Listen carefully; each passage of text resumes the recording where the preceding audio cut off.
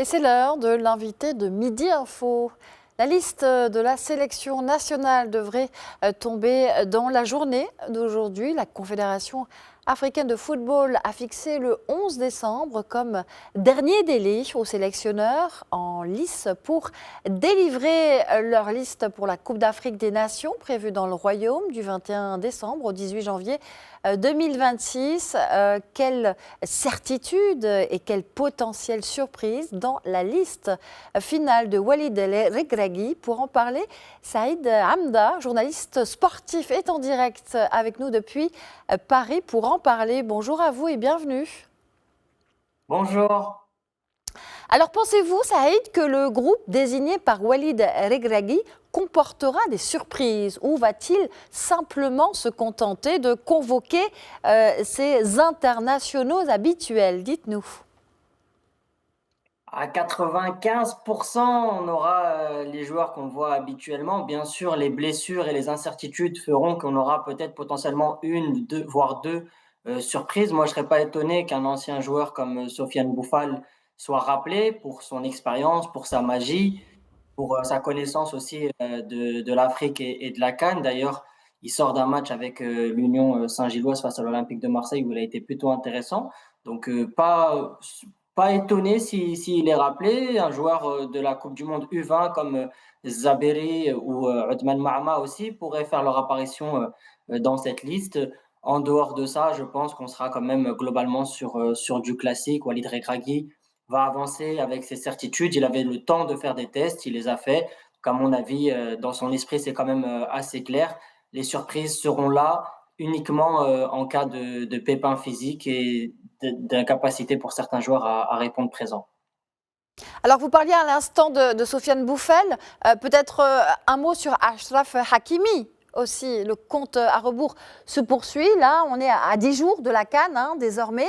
Et d'après les derniers échos venus de la France, on ne sait toujours pas s'il sera prêt pour disputer la compétition du coup. Moi, je peux vous affirmer qu'il sera là, puisque lorsque Achraf Hakimi s'est blessé lors du match face au Bayern Munich, j'avais sorti moins d'une heure après sa blessure que sa cheville n'était pas cassée, que le problème était ligamentaire. Par rapport à ce qui est sorti dans les médias, par rapport à son indisponibilité, volontairement, l'indisponibilité qui a été communiquée au public était supérieure à la réelle indisponibilité. J'ai essayé de pas trop en dire là-dessus parce que quand il s'agit d'une blessure, il faut toujours quand même être très prudent, puisque des risques de rechute existent et c'est médical, donc rien n'est toujours n'est toujours apporté avec certitude. Mais a priori, sa blessure était d'indisponibilité entre 5 et 6 semaines. Donc là, on est dans les clous. Moi, j'avais annoncé qu'Achraf Hakimi ne devrait pas jouer les 2 premiers matchs à l'époque, donc je maintiens toujours cette information. Selon moi, il ne sera pas là pour le match d'ouverture. Ça ne veut pas dire qu'il ne sera pas prêt, mais surtout qu'il sera ménagé. Je pense que c'est aussi la manière la plus intelligente de le préserver. A priori, on devrait pouvoir réussir à chercher un résultat face à la fois aux Comores et face au Mali, avec tout le respect que j'ai pour ces deux nations-là, sans lui, et puis le réintroniser tranquillement face à la Zambie, puis pour les huitièmes de finale. Donc Achraf Hakimi, de son côté aussi, travaille avec beaucoup d'abnégation, beaucoup de rigueur, beaucoup de sérieux. Il fait énormément de séances à la salle, comme il peut le partager sur ses réseaux sociaux. Il fait aussi beaucoup de massages, beaucoup de soins, plusieurs heures par jour. Donc il travaille vraiment de manière acharnée. Il faut savoir que Achraf Hakimi a vraiment envie de participer à cette CAN, d'offrir cette CAN au Maroc. Pour la petite anecdote, quand il sort lors de sa blessure avec le PSG et qu'il pleure, il ne pleure pas parce qu'il a mal. Il pleure parce qu'il pense que c'est grave et il pense à la Coupe d'Afrique qu'il va potentiellement manquer avec le Maroc pour son pays, pour tous les Marocains et pour lui-même. Et quand il rentre au vestiaire et qu'on lui annonce que sa cheville n'est pas cassée et qu'il arrive à faire quelques pas avec le médecin du PSG, tout de suite, il est rassuré, il se remobilise. Donc il faut voir aussi cet aspect mental, psychologique, où Achraf Hakimi n'avait pas du tout envie de manquer cette Coupe d'Afrique pour rien au monde. D'ailleurs, la question de l'opération s'est forcément posée. C'était une option qui était totalement crédible. Achraf Hakimi a décidé de ne pas se faire opérer, justement pour être à 100% présent. Est-ce qu'il sera à 100% physiquement? Ça, on ne peut pas l'affirmer, mais en tout cas, il sera présent à moins qu'il y ait une rechute lors de sa convalescence, chose qui peut arriver. Donc, je le répète toujours, hein, dans le médical, un mauvais geste peut tout de suite détruire des semaines de travail. Mais pour l'instant, ça se passe plutôt bien. Donc, a priori, il sera bel et bien présent avec la sélection. Bon, ben, écoutez, c'est un bon pronostic en tout cas, et merci pour les détails intéressants des vestiaires que l'on n'avait pas forcément. Alors, Achraf Hakimi n'est pas le seul international à s'être blessé à quelques jours du coup d'envoi de la CAN. Il y a eu aussi les cas de Bilal El Khanous, Sofiane Mrabet ou encore Hamza Igaman, pardon, considéré comme très incertain encore pour cette CAN. Pensez-vous que cela va altérer la dynamique de la sélection du coup? Bien sûr, je pense que ces 3 blessures-là sont problématiques. Déjà pour Sofiane Amrabat, qui est quand même un titulaire indiscutable dans ce système avec Walid Regragui, c'est l'un des hommes forts, que ce soit dans le vestiaire ou que ce soit sur le terrain. Donc forcément, son absence va peser. Il a un profil qui est totalement adapté au jeu africain. Il a l'expérience. Maintenant, aujourd'hui, avec l'âge, il a les Coupes du Monde, celle de 2018 où il n'était pas forcément titulaire, puis celle de 2022 que tout le monde en mémoire où il fait une compétition exceptionnelle. C'est un joueur qui a un énorme coffre physique, beaucoup de cardio, qui n'hésite pas à aller au duel, qui n'hésite pas à aller à la bagarre. Et on a besoin de ça dans cette équipe du Maroc. On a très peu de profils comme lui, El Ainaoui ou Ounahi, qui sont souvent associés à lui au milieu de terrain, jouent de manière différente. Donc, c'est très compliqué de perdre potentiellement Sofiane Amrabat, sachant que en termes d'alternatives, bah, on n'a pas beaucoup de joueurs comme ça qui vont à la bagarre comme lui. Et on sait que dans une CAN, ce sont les joueurs qui courent, qui apportent énormément. Ce sont les équipes qui vraiment sont solidaires, qui font des kilomètres, qui se battent, qui transpirent sur la pelouse. Donc, évidemment, une absence de Sofiane Amrabat serait vraiment très préjudiciable pour le Maroc. En ce qui concerne Hamza Egaman, je n'ai pas d'informations concernant sa blessure. C'est un secret beaucoup mieux gardé du côté de Lille. Ça a été très difficile. J'ai essayé de chercher d'avoir des informations complémentaires sur la nature de sa blessure et potentiellement la durée d'indisponibilité. Je n'ai pas obtenu grand-chose, donc je ne pourrais pas me prononcer là-dessus. En revanche, ce que je peux dire, c'est que Hamza Egaman avait quand même une très belle carte à jouer pour cette Coupe d'Afrique. C'est un joueur aussi qui connaît bien l'Afrique, puisqu'il a joué au Phare, champion de Botola. Il a grandi aussi au Maroc. C'est un joueur qui a grandi dans la rue, hein. Il a intégré une équipe qui a 16 ans. Donc, c'est vraiment un joueur contextuel. Je pense que pour lui, cette CAN au Maroc était vraiment hyper importante parce que c'est chez lui, c'est là qu'il a appris le football. Et aujourd'hui, à Lille, il était très performant. Il avait marqué 7 buts sur ses 10 premiers matchs avec le LOSC, avec Lille, ici en France.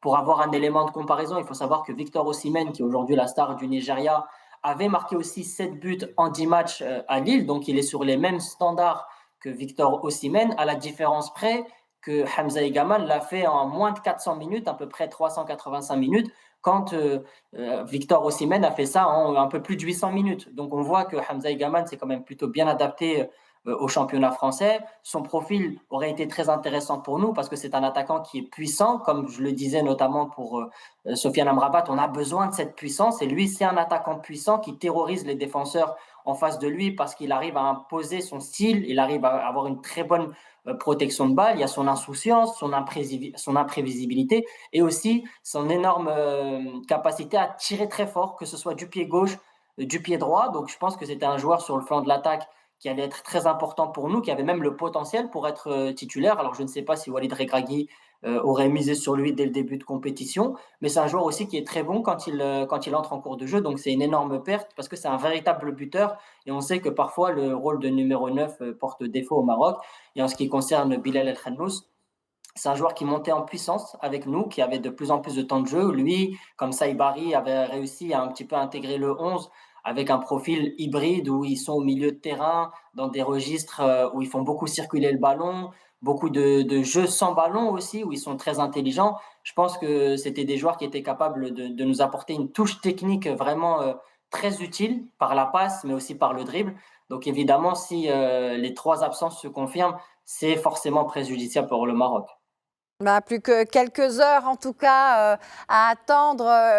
Le suspense est terrible, mais bon, on garde espoir. D'ailleurs, dans ce contexte, désormais, les sélectionneurs peuvent choisir jusqu'à 28 joueurs pour cette Coupe d'Afrique des Nations. Cet élargissement du groupe peut-il permettre à Walid Regragui, vous en avez parlé tout à l'heure, mais là on va aller un peu plus loin, de faire appel, par exemple, à des lionceaux de l'Atlas, champions du monde des moins de 20 ans, au Chili, il y a 2 mois, officiellement. Bien sûr, c'est une véritable opportunité pour le Maroc, comme pour n'importe quelle sélection africaine, puisque toutes les sélections ont l'opportunité de sélectionner 28 joueurs. Ça laisse une palette beaucoup plus large, un choix de luxe, entre guillemets, pour Walid Regragui, qui peut aussi intégrer des jeunes. Maintenant, comme je le disais tout à l'heure, je pense que des joueurs comme Zabéry peuvent vraiment tirer leur épingle du jeu, d'autant plus que Zabéry a eu l'opportunité de jouer à son retour de la Coupe du Monde avec Famalicão et de marquer des buts. Donc, il a été performant avec son club et c'est ce qu'on lui a demandé. Coach Walid expliquait notamment que Zabéry, s'il espérait rejoindre les A, il avait besoin d'en faire plus avec son club. Et Zabéry, je pense, a bien reçu le message 5 sur 5 puisqu'il a totalement appliqué les conseils. Il a eu du temps de jeu avec Famalicão, ce qu'il n'avait pas forcément avant la Coupe du Monde. La Coupe du Monde a été un accélérateur de carrière pour lui. Il est toujours efficace et je pense que son profil est intéressant. C'est un joueur qui est très intelligent, qui est capable de prendre la profondeur. Sur le petit i qu'on peut peut-être avoir peur sur la dimension physique parce que jouer avec les moins de 20 ans et jouer avec les professionnels, se retrouver face à des défenseurs qui ont la vingtaine et se retrouver face à des défenseurs qui ont 30, 33, 34 ans parfois et énormément d'expérience, un physique d'adulte qui est complètement développé, ce qui n'est peut-être pas le cas à chaque fois pour les moins de 20, c'est une différence notable. Mais si ça tenait qu'à moi, je pense que je prendrais Zabéry pour la simple et bonne raison qu'il faut lui donner aussi de l'expérience, il faut lui faire goûter aussi à la sélection A, c'est des minutes, ne serait-ce pas forcément sur la pelouse, mais simplement dans la présence avec le groupe qui peuvent être très intéressantes pour lui. D'autant plus qu'il y a aussi une Coupe du Monde dans 6 mois où il va clairement postuler. Donc Zabéry est un joueur vraiment intéressant à ce niveau. À ce niveau-là, on aurait pu citer aussi Othman Marma, pareil, qui a fini meilleur joueur de la Coupe du Monde, qui a montré d'énormes qualités, qui a aussi un petit peu plus de temps de jeu avec Watford, donc c'est lui aussi une alternative. On a aussi également Aïd Boudlal, qui peut profiter de nombreuses absences, qui est monté en puissance du côté de Rennes, qui fait de plus en plus de matchs avec une titularisation à la clé. Il montre aussi pas mal de sérénité. Pour être titulaire, ce sera peut-être encore un peu tôt pour lui. Il ne faut pas griller nos jeunes talents, il faut prendre le temps avec eux, mais ils font partie des options. Après, on peut citer aussi El Mourabet qui joue à Strasbourg. On peut citer Belkhedim qui joue à Angers aussi, qui est très discret, qui n'est pas très souvent cité, mais qui est un joueur très intéressant. Bon voilà, la liste est très longue, mais on peut avoir des surprises. On peut avoir des surprises et puis surtout avoir des moins de 20 ans champions du monde. Ça peut aussi impacter la dynamique, le mental et le mindset aussi dans un match, je pense. Merci infiniment, Saïd Hamda, journaliste sportif. C'était un plaisir de vous recevoir. Plaisir partagé, c'est gentil.